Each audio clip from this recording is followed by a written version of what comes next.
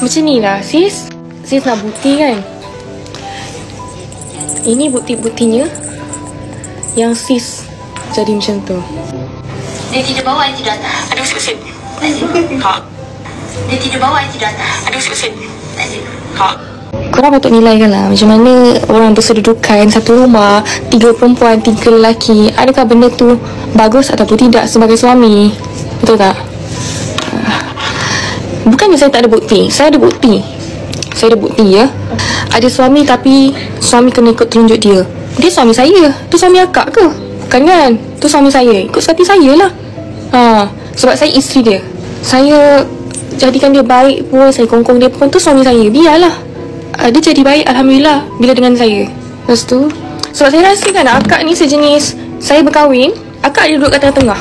Akak macam tidur satu katil dengan saya. Tidak kan? Mantap, babu!